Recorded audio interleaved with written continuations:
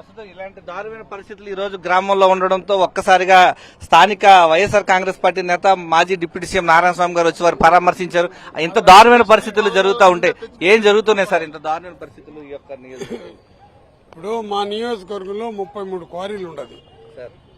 33 క్వారీలు కూడా బయట వాళ్ళదే ఉంటుంది. నియోజకవర్గానికి సంబంధించి 1-2 ఉంటారు. క్వారీలంతా కూడా వాళ్ళవే. ఈ రోజు బందార్లపల్లికి సంబంధించిన వాళ్ళు చాలా పేదరికమైన కుటుంబం, ఒక్కొక్కరికి 1 ఎకరా 2 ఎకరాలు ఉండే పొలాలు అక్కడ.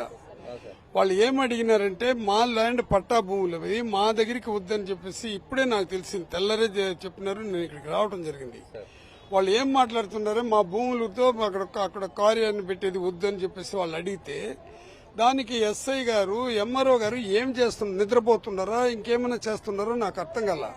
వాళ్లే పోలీసు వాళ్ళని పిలుచుకొని వచ్చి నిన్న రాత్రి వెళ్ళిపోయినంత కేసులు పెట్టి మిమ్మల్ని అరెస్ట్ చేస్తాము అని మీరు కులాల గురించి నేను మాట్లాడలేదు కాబట్టి వాళ్ళు చెప్తుంటే బాధేస్తున్నది.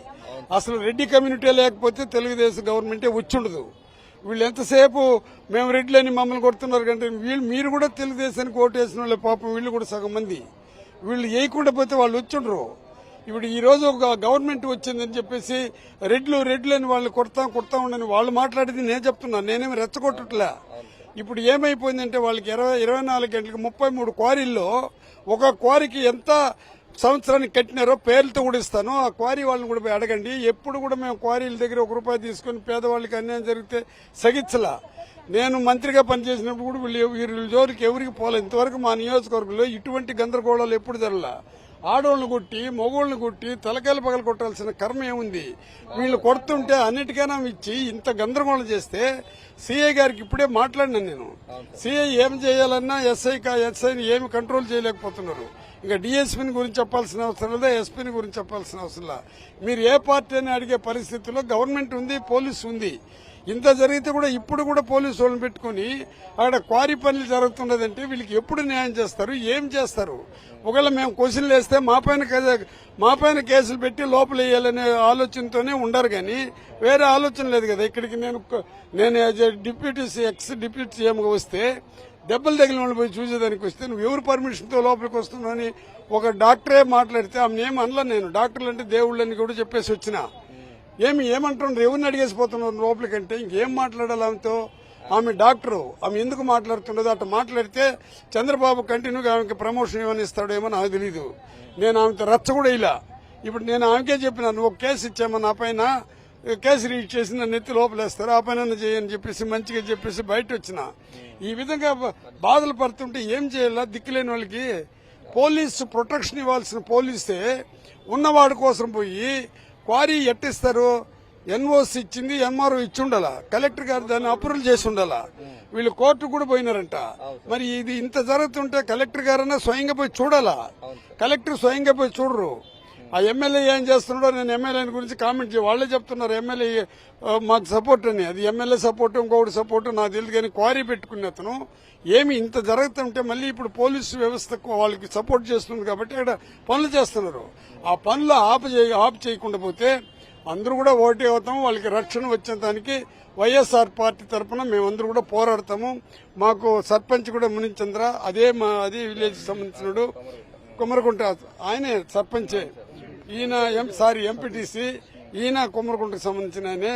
వాళ్ళు ఏం చెప్తారో వినండి. ఎందుకంటే ఇది రాజకీయంగా మేము కక్షలు పెట్టుకుని మాట్లాడలే, వాళ్ళకి న్యాయం చేయమంటున్నాము. ఆ ఎస్ఐకి నేను 1,00,000 తూలు చెప్పిన. ఎస్ఐ ఎట్ట తయారంటే 1 సైడ్ అయిపోయినాడు.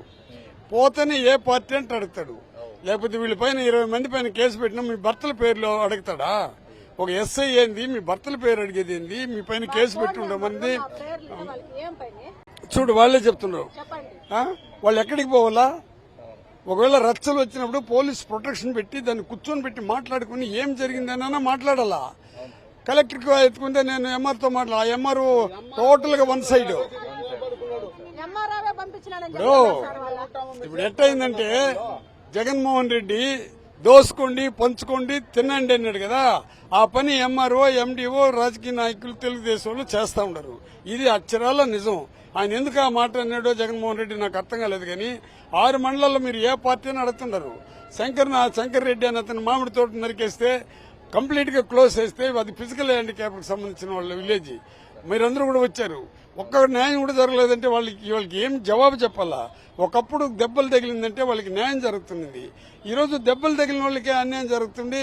కొట్టకుండా ఇప్పుడు మేము చెప్తున్నది కారు వాళ్ళు తిరుపతి నుంచి గూండాలు తెచ్చినారు, వాళ్లే కారు ఒకటి పగలు కొట్టుకుని మా పైన కేసులు పెట్టాలని వాళ్లే చెప్తాం. మనమేం చూడలా.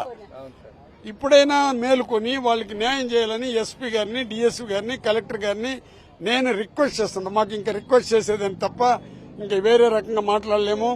ఇక్కడ గోవిందయ్య కూడా ఉన్నాడు, అడగండి. నేను కూడా నాకు దగ్గర ఆయన కూడా ఒక ప్రెస్ అయినా ఎప్పుడైనా రచ్చలు ఎక్కడైనా జరిగిందేమో క్వారీలు నాకు తెలిసినేమో అడగండి. ఆయన ఎవడో ఒక అంట నారాయణ స్వామి అట్టాడు నన్ను మాట్లాడే అర్హత ఎవడికి లేదు. అది నేను మళ్లీ చెప్తున్నాను. వీళ్ళకి న్యాయం చేసేంత వరకు మనం పోరాడదాము. మీరు గట్టిగా ఉండండి, మీకు న్యాయం చేస్తాను.